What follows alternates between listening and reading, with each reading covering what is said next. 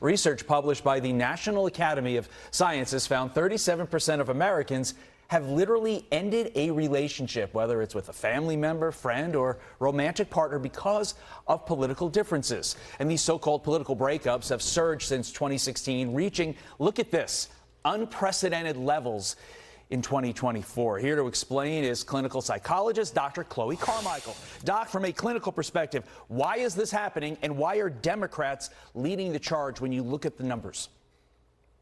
Yeah, Democrats are definitely more likely. In my book, I actually cover the 5 Ds. Democrats are more likely to defriend on social media, disinvite a speaker, drop or decrease contact in real life, and disinvite speakers over political differences. The reason why is really because they tend to see Republicans as racist, sexist, bigoted, homophobe, Nazis. So when they see Republicans that way, of course they don't want to socialize. Here's some more numbers. 66% of Democrats saying they were the ones who cut ties, compared to only 27% of Republicans. This, of course, who is breaking up these relationships. Now, Republicans argue that Democrats have trouble defending their positions, and that's why, when confronted, they just end the relationship. They don't want to get into the back and forth because they can't defend their positions. What say you?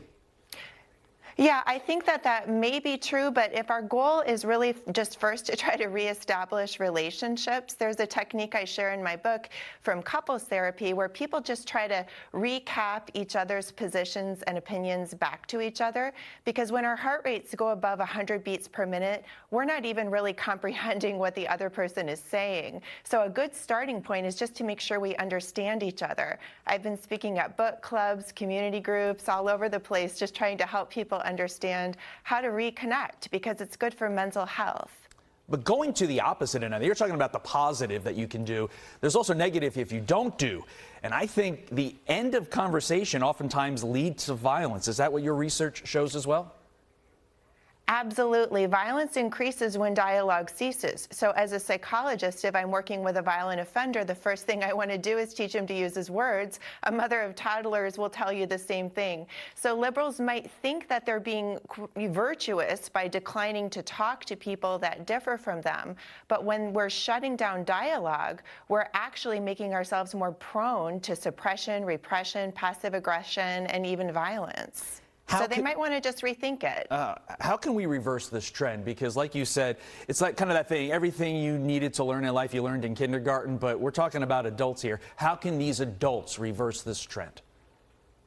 Well, I do have the book, Can I Say That? Why Free Speech Matters and How to Use It Fearlessly, over a dozen tools. It's a passion project, so I'm literally speaking for free at schools, community groups, etc., just helping people learn how to reconnect and talk to each other. If you're planning to speak up and you're nervous about it, sometimes it's also helpful to have what I call a debrief date planned with somebody you know is supportive, who can celebrate with you or help you strategize if you need more support. Dr. Chloe Carmichael, the book is called Can I Say That? Something I ask every single day, multiple times on the show, and Carly says no.